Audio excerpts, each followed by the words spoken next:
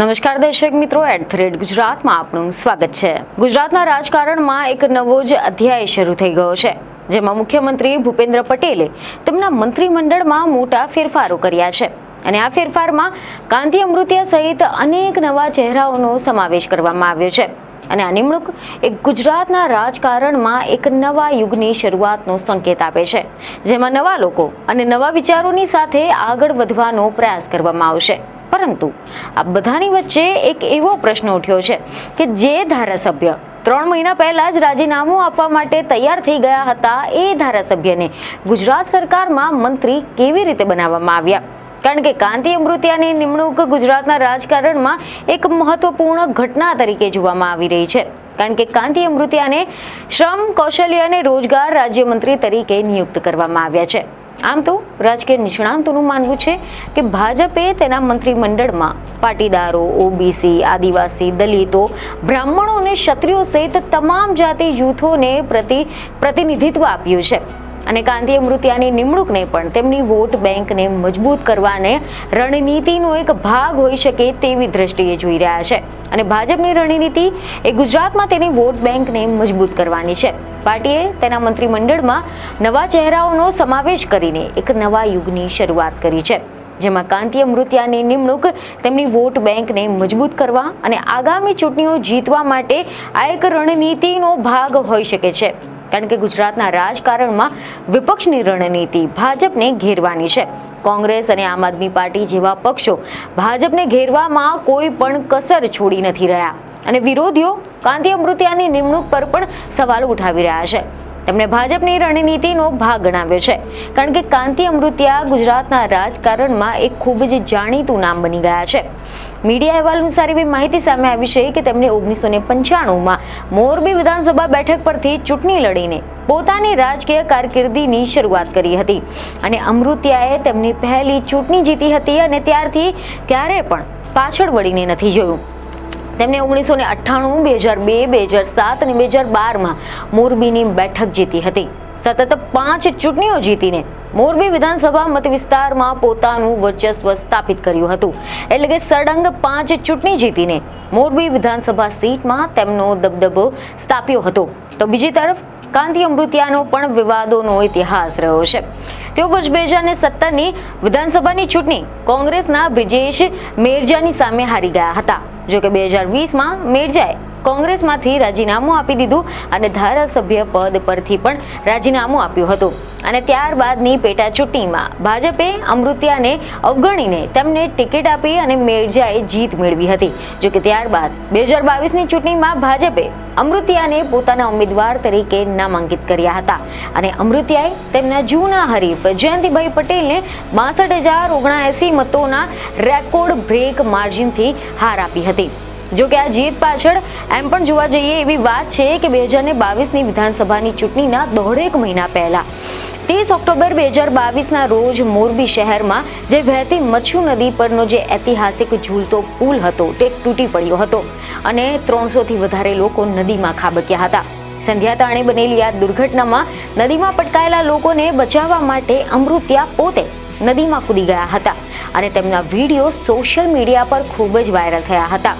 લોકોને બચાવવા માટે સ્થાનિક લોકો અને સરકારી તંત્રે હાથ ધરેલી બચાવની કામગીરી છતાં પણ આ દુર્ઘટનામાં 135 લોકોના જીવ ગયા હતા અને આ ઘટનાના થોડાક જ દિવસો બાદ ગુજરાતમાં વિધાનસભાની ચૂંટણીની જાહેરાત થઈ હતી અને ભાજપે આમાં અમૃતિયાને ટિકિટ આપી હતી। જો કે દુર્ઘટના બાબતે કોંગ્રેસ અને આમ આદમી પાર્ટીએ સત્તાધારી પક્ષ ભાજપને ઘેરવાનો ઘણો પ્રયાસ કર્યો હતો, પરંતુ ચૂંટણી પ્રચાર દરમિયાન અમૃતિયાએ ગામડે ગામડે ફર્યા અને મચ્છુ નદીમાં જે લોકોએ જીવ ગુમાવ્યા હતા તેમજ લોકોને બચાવવા માટે તેઓ કેવી રીતે નદીમાં કૂદી પડ્યા હતા તેની વાત મતદારોને કરી હતી।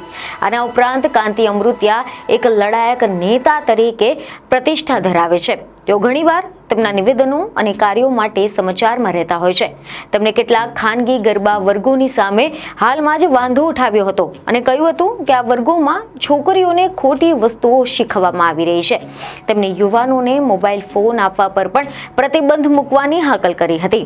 એવા સમાચાર સામે આવ્યા કે કાંતિ અમૃતિયાને ગરબા શીખવા માટે ચાલી રહેલા જે ક્લાસીસ છે તેના સામે વાંધો પડ્યો હતો અને મોરબીમાં ગરબા ક્લાસીસમાં અમુક યુવાનો છોકરીઓને ભમરાવતા હોવાના આક્ષેપની સાથે કેટલાક ક્લાસીસ બંધ કરાવ્યા હતા. ગરબા ક્લાસીસના સંચાલકોએ તેમનો વિરોધ પણ કર્યો હતો અને ત્યાર પછી મોરબીમાં કાંતિ અમૃતિયાની આગેવાનીમાં એક જાહેર સભાનું આયોજન પણ કરવામાં આવ્યું હતું. જો કે મોરબીમાં ગંદકીને લઈને પણ એમની સામે વિવાદો થયા હતા. એવા અહેવાલો હતા કે ચોમાસા દરમિયાન મોરબીમાં કેટલી ગંદકી અને અવ્યવસ્થા છે અને તેના વિડીયો પણ વાયરલ થયા પછી અમૃતિયાએ 6 મહિનાની અંદર મોરબીનો વિકાસ કરવાના વચનો આપ્યા હતા. આ મામલે તેમના સામે વિરોધ પ્રદર્શન પણ થયું હતું. તેમના સામે આરોપ હતા કે તેઓ સતત મોરબીથી ચૂંટાતા આવતા હોવા છતાં પણ પ્રજાના કામો નથી કરતા. જેના બાદમાં તાજેતરમાં એટલે કે હજુ 3 મહિના પહેલા જ આમ આદમી પાર્ટીના ધારાસભ્ય ગોપાલ ઇટાલિયાની સાથે સોશિયલ મીડિયા પર શાબ્દિક ટપાટપી થતા કાંતિલાલ અમૃતિયા પોતાના રાજીનામાનો પત્ર લઈને ગાંધીનગર પહોંચી ગયા હતા અને ગોપાલ ઇટાલિયાને પડકાર ફેંક્યો હતો.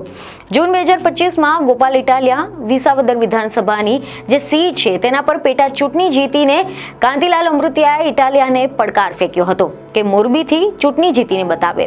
જ્યારે એની સામે ગોપાલ ઇટાલિયાએ તે પડકારને સ્વીકારવાની પણ માંગણી કરી કે અમૃતિયા ધારાસભ્ય પદેથી રાજીનામું આપે જેથી કરીને મોરબી વિધાનસભાની સીટ ખાલી પડે.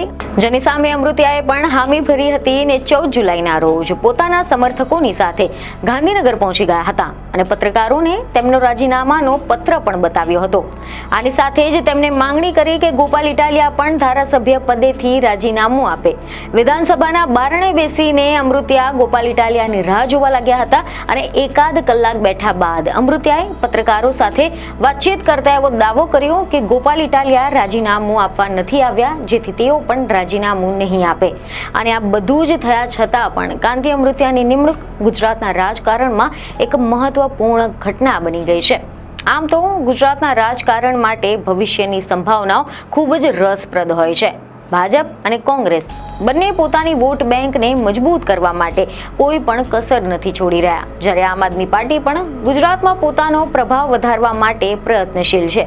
આના ઉપરાંત ભાજપની આ રણનીતિ અને તેની વોટ બેંકને મજબૂત કરવાના પ્રયાસોને છતી કરી રહ્યું છે. ગુજરાતના રાજકારણમાં હવે આગળ શું થાય છે અને કયો પક્ષ પોતાની વોટ બેંકને મજબૂત કરવામાં સફળ થાય છે તે જોવાનું રહેશે. આની સાથે જ એ પણ જોવાનું રહેશે કે હવે કાંતિ અમૃતિયા પણ તેમના નવા પદ પર કેટલા સફળ જશે અને ગુજરાતના રાજકારણમાં તેઓ શું યોગદાન આપશે. પરંતુ આ વિષય પર તમારું શું કહેવું છે તે અમને કમેન્ટમાં જરૂરથી જણાવજો. બીજને ખબરો સાથે ફરી મળીશું. ધન્યવાદ.